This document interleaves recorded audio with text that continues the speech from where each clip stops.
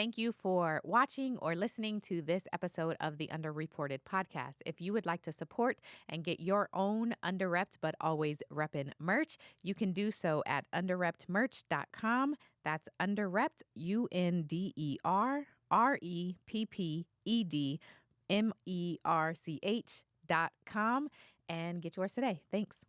Hello, and welcome to another episode of the UnderReported podcast.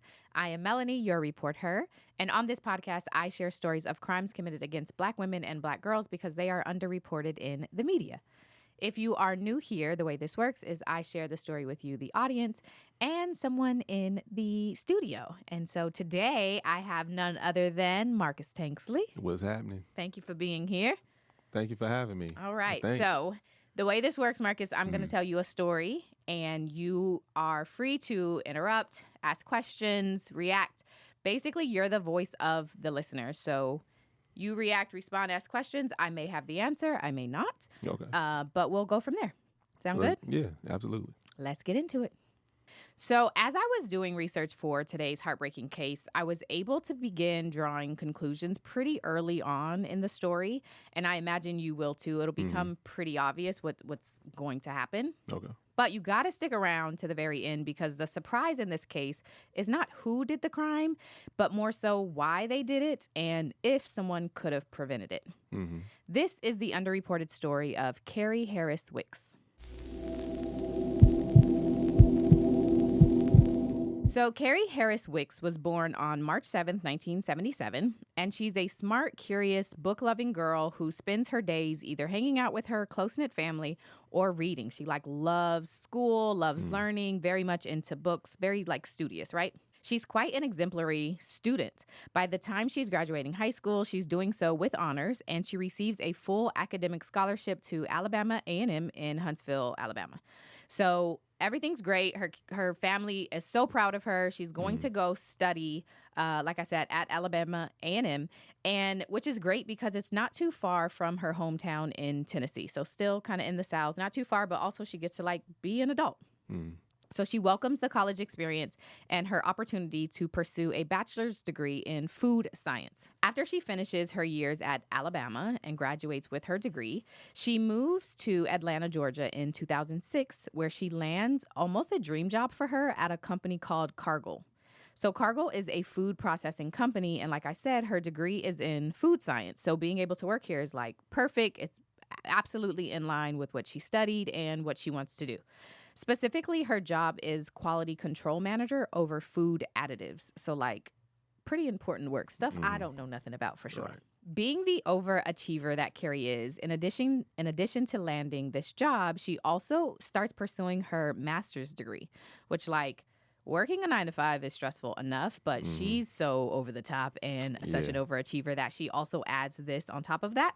So I can only imagine the dedication and discipline and determination and exhaustion that it all took. But that's just the kind of person that Carrie was, very drive. Determined. Absolutely. Gonna do what she says she wants to do. So she starts her new job at Cargill and she's really pumped about it until one of her coworkers, whose name is Craig Armstrong, comes to introduce himself and he says, "I baked you a cake, a homemade cake."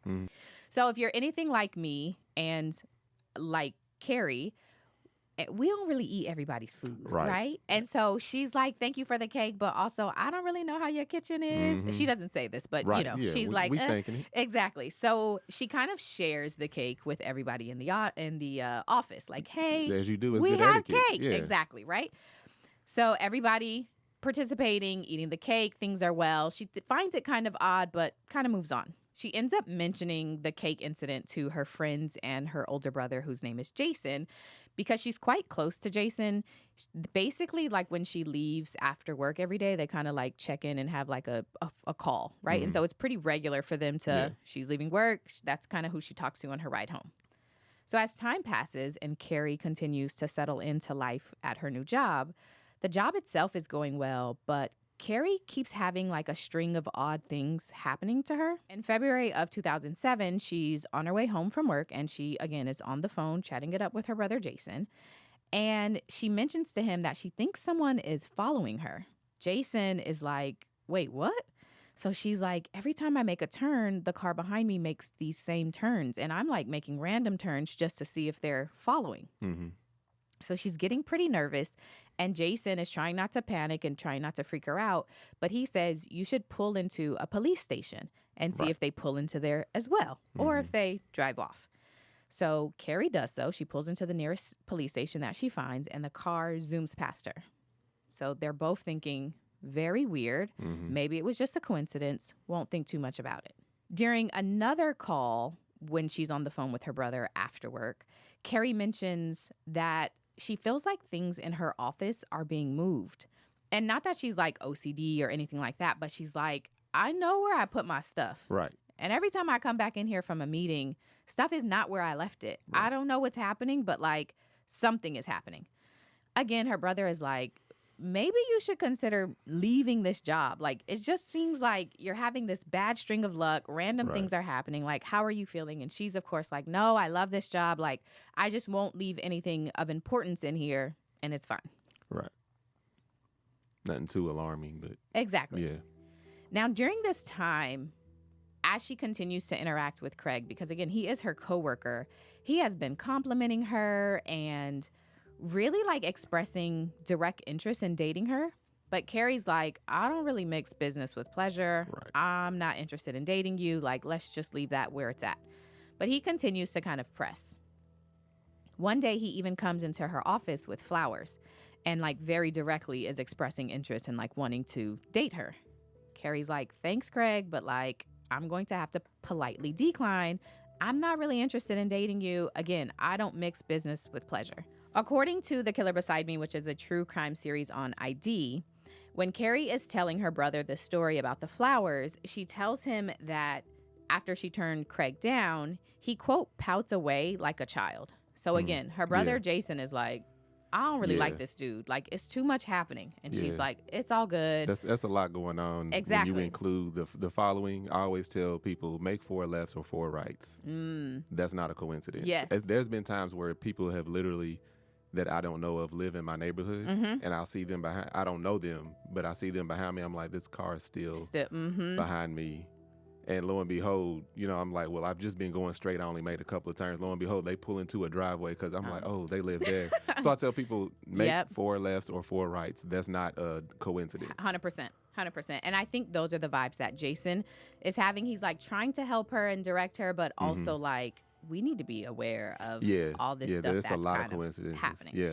So needless to say, Kerri is now quite annoyed and uncomfortable with Craig and his gestures. But being the kind of person she is, she just decides to like focus on her job and ignore anything and everything else that's going on. Like if I just focus and do what I'm here to do, I can ignore the rest. Not to mention, one time Craig was actually useful for her. According again to The Killer Beside Me, the true crime series, Kerri had randomly started having car issues. So she would be leaving from work for the day, and her car would just like not start, which was weird and random. Like, why is this happening? Whatever. And so one day she's out at the parking lot attempting to leave, and it happens. The car is not starting. So she tinkers around under the hood a little bit, not knowing what the issue could be. And when she looks up, Craig is there. He offers to help and is actually successful in helping her. He kind of does his tinkering around under the hood, and the car starts. Kerri's thankful, and then she heads home. Again, another story that she tells her brother on the way home. And he again is like, things are just weird with this guy. It's very weird. Okay. Yeah. Even from the beginning of getting a cake when you first get there, okay, Right. maybe this person's quirky. Maybe they fix everything. But I would have to ask questions. Exactly. Like, does he do this for Something everybody? is a little off here. Yeah. So her brother is a little more persistent as time goes on. She's like, you need to stay. He is telling her, you need to stay away from him. Right. And he's also like, do I need to come down there? Because I'll come see about him. Yeah, I'm like, that's a brother. I'm Exactly. Like, I'll see you in the parking lot. Exactly. And I'll see him. So Kerri's like, it's all good, bro. Like, I got it. It's fine. So again, time continues to go on, and her birthday comes around. Remember, she started this job in 2006. So now it's March of 2007. So she's only been there for, let's call it a year or so. Yeah. And she comes to work wearing a pair of diamond earrings that her mother had bought her for a present. So it's her birthday. Her mom gives her these beautiful diamond earrings that she's so proud of. And she's at work, not like flaunting it, but, feeling herself a little bit. My birthday gift. Exactly. Yeah. So she's wearing these earrings. And Craig is like, your earrings are nice. okay, a little bit weird, but they're nice, so it's fine. And then he comes to her office a couple days later and he gifts her a pair of bigger and better earrings. He says, happy birthday, and tries to hand them over to her. But Carrie's like, no, thank you. I don't want your gifts. Like, this is very problematic. She gives the earrings back, and then she kind of goes back and forth for a while about what to do, because at this point, it's like feeling like harassment, and this is also work. Absolutely. This is at work. So, like, what is this line? How do I walk it? And, like, should I go to HR? By May of 2007, Kerri makes a decision to go to HR to officially make a complaint about Craig. At this point, her feeling is it's gotten out of hand, and I'm, like, really uncomfortable, so I need you guys to do something. HR takes the complaint, and they tell her that they will look into it. A couple days later, they circle back with Kerri and confirm that they did speak with Craig, and they've instructed him that unless it's about official business, he does not need to be interacting with Kerri anymore. Like, let's keep it professional. Anything outside of that, like, you need to leave her alone. Kerri hears this news, and she feels really good. She thinks that things are going to get better, like, it's going to be fine. But then a few days after the news from HR, one of her other female coworkers invites her out for drinks. Kerri's very excited and happy. It's perfect timing. Things have been very stressful for her. Yeah. So she's like, I could use a drink or two. Like, let's absolutely hang out. So the two of them meet at the bar. They're hanging out. And the coworker says, I really invited you out to tell you something. I know Craig has been infatuated with you and harassing you. And I wanted you to know that I recently found out that Craig did 5 years in jail for manslaughter. He actually killed one of his ex-girlfriends. Yeah, he needs to be up and out. And has she gone to HR with that? Like, exactly. Do y'all know about this? So Kerri and the coworker are quite shocked and terrified and not really sure what to do with this information. And I can imagine, to your point, does the job know this? Like, do people know this about this guy? Kerri decides she doesn't want to mention it to her brother because, as we know, he's already ready to pull up, right? Yeah. He's ready to come through and come talk to this guy. So she's like, I don't want to mention it to my brother. Instead, I'm going to tell it to one of her friends. So she has another friend that they've been friends for years. They're like travel buddies, one of her best friends. So she mentions it to that friend. The friend is on the phone, obviously shocked as well, and like, girl, who are you working with? Yeah. So the friend does her own research, looks his name up, and she's like, girl, he absolutely did time in jail for manslaughter. Like, this is kind of crazy. At a job like that, I can't see them hiring him with them knowing that. Exactly. Right. So then it becomes another question of, what we just said, does the job know this? Were background checks done? Like, how did this guy get this job? Yeah, do you print off that information and just slip it in the suggestion box of HR? Right. So her friend tells her, you really need to be careful with this guy. Kerri's like, absolutely. She's scared, but she's also like, HR just had this conversation. I'm not sure if that's good or bad for me because now he knows I spoke to HR, but also maybe he will listen and leave me alone. Also, I don't know what happened with this other story. Like, maybe he'll just leave me alone. Plus, she really loves her job. She's like, I don't want to leave this job. I'm doing well. It's really exciting. Like, I'm sure it'll be fine. So Kerri continues on. She continues on with her job and working there. A little over a year later, in June of 2008, Kerri finishes her master's program, the thing she's also been working at all this time really hardly. She's really excited, and to top it off, she's been given a huge promotion at work after getting this degree. So she's, again, over the moon. Yeah. This is great. Everyone's falling in place. Exactly. Right. Her manager is quite excited for her, too. In fact, she's so excited that the manager announces to the team that Kerri has gotten her degree and has this promotion. Everyone is celebrating, and then Craig pulls out a gift, a very expensive digital organizer as a congratulations to her from him. He does this in front of everyone, and so she has to, at this moment, she's furious but also nervous because, remember, now she knows this information. So, like, how do I decline this gift but do it in a way that doesn't upset him, right? So she's trying to balance these two things.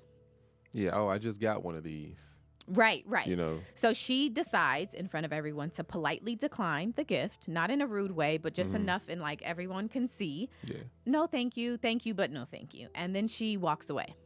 She's a little distraught over the whole incident, and one of her one of her female coworkers calls her into the bathroom shortly after this digital organizer situation. The coworker calls her into the bathroom because she's like, it looks like there's a red light shining from this bag. Like, it's so weird.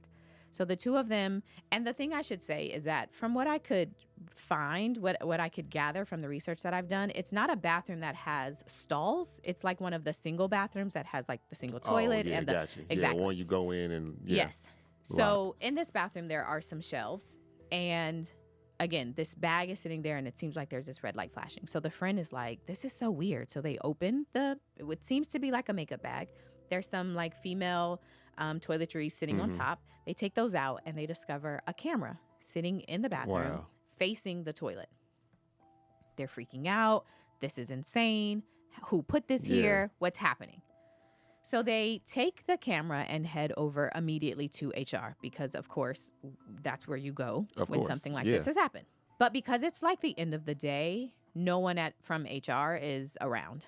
So Carrie's like, I'm just going to take this camera with me. I'll keep it, and then I'll bring it back tomorrow. We'll go straight to HR, and then we'll tell them then. So the next day comes. It's Friday, June 26th, and Carrie is actually captured on the company surveillance footage walking to HR with the camera in her hand. She's like headed there first thing in the morning to go show them this camera. She does what she intends to do, tells them about the camera. HR calls the police. Right. I was going to say they could have called, when I was about to say they could have called the police that night. Like, probably hey, could have. You're right. Yeah. So HR calls the police and they question Carrie. Where did you get this? How did this happen? You know, everything that they would do.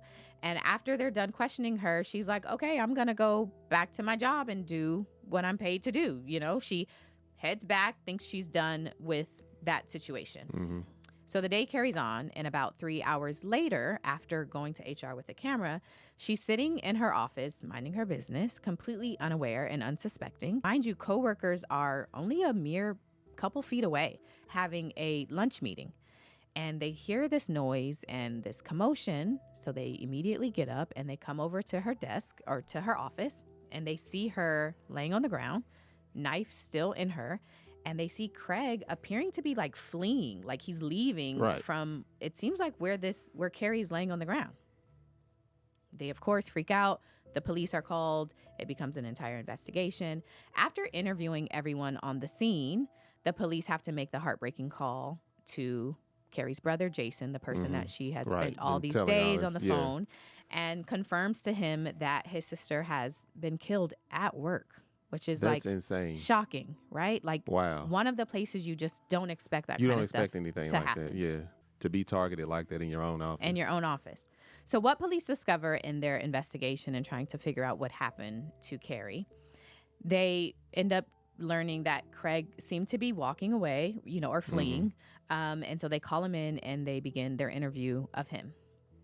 What they learn as well in doing their investigation is that same surveillance footage that captured Carrie walking to HR that morning with the camera in her hand also captured, if you keep watching, that Craig walks right past her.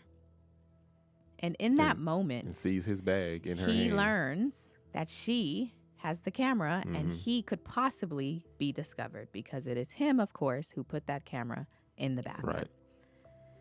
So after he sees that, he goes back to work and he goes to his boss and says, I don't really feel well. I need to go home early.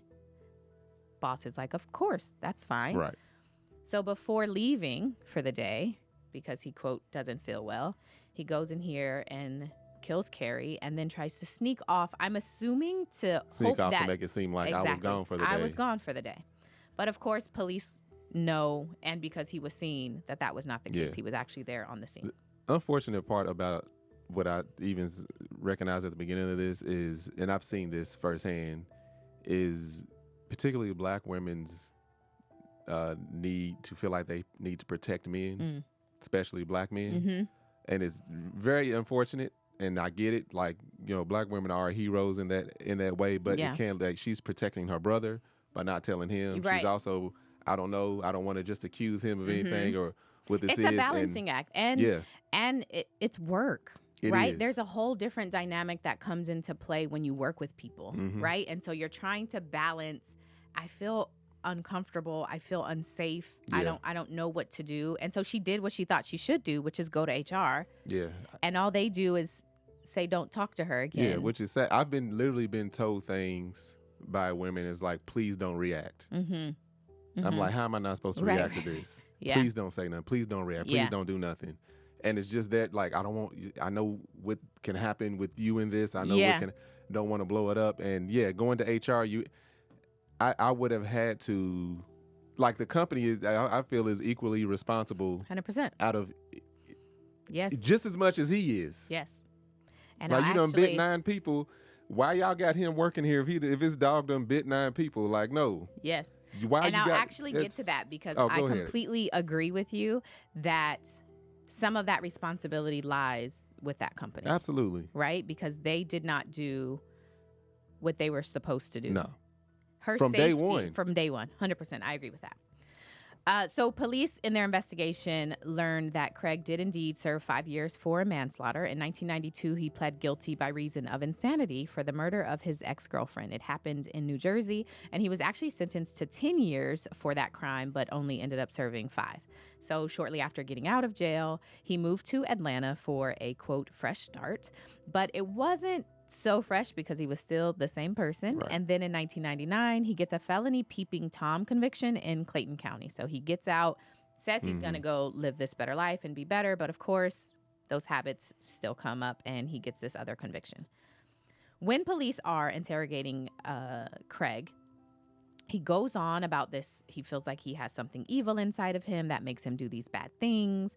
And so that goes to him trying again, in this case, to plead insanity. Right. But when the trial started in August of 2010 and eventually obviously concluded, the jurors did not go for the insanity defense. They found him guilty of murder, aggravated assault, possession of a weapon during the commission of a crime, and 18 counts of unlawful eavesdropping and surveillance. And actually that last part, the surveillance part, comes because when they were investigating him and doing the camera footage, a search on his house, they end up finding that he has over 1,000 hours of footage from that camera in that bathroom. And it had gotten so sick that he had started grouping the footage by the woman. And so he would download it and then like put it on OneDrive for one coworker. And so that's what they disgustingly, find. And so that's where those other charges came from. That's easy for an attorney to be like, no, this whole insanity thing, this was organized. Absolutely. This was thought out. This was intentional. 100%. So Craig was sentenced to life plus 60 years and is currently in jail serving that time. Mm-hmm. And which is good because life is only 25 years. A lot of people don't know that. Oh, you in there for the rest of your life? No, that's 25 years. So that life plus 60, when they give these people 100 and some years, they got to outdo that life sentence. Yeah, because you are supposed to be in there for the rest of your living life. In November, after the crime happened, a reporter asked the company why they would hire someone with a manslaughter conviction. So again, to your point, like, how did this happen and why would you guys do this? The representative and spokesperson for the company responded. They said, "We were all shocked by the incident. It was truly a tragedy." So in no way answering answer the actual question, which again, I think just speaks to the liability and the responsibility of that company and how they truly failed that woman on multiple fronts. If I was the family, I would definitely go for that company for any and everything. I would own that company. So her family sued. Okay. And eventually settled out of court for an undisclosed amount, so I don't know how much they got, but they obviously got something. Yeah. I mean, totally, right? They lost, her life was lost, by negligence. There's no amount of money that would help you get over something like 100%. That. I want a percentage, and I want whoever was over this hiring practice fired. Well, and it's a reminder, I think as I was researching this, it was such a reminder that like you spend 40 hours, sometimes more than that, a week. I was going to say mostly if you're in a career, your coworkers and at this workplace, and you're doing so under the belief that the people you work, that your job, that your employers have done the necessary due diligence and background checks and reference checks, that they have done the work that they are supposed to do to ensure that this workplace and the people that you spend so much time with is in safe environment and that these people aren't criminals. Right. And yet, in this instance, it doesn't seem like that's what happened. That's the very least you could ask. It's the very least. I'm giving y'all, like you said, 40 hours. If it's an actual career, more than that. Absolutely. Most people spend more. I know I definitely was. 100%. And the very least you would think, at least you're putting me around safe people. Exactly. Everybody ain't gonna get along. The least you could do. But come on. Yeah. And that something like that is not hard to find. 100%. I mean, a simple Google search. So. Yeah, I would. That for them to just be like, well, this happens. Mm-hmm. No, it don't. No, it shouldn't have. Rest in peace and love to Kerri Harris Wicks, sending love and prayers of strength to her family and everyone that loved her. Thank you, Marcus, for being here and allowing me to tell you this story. Until next time.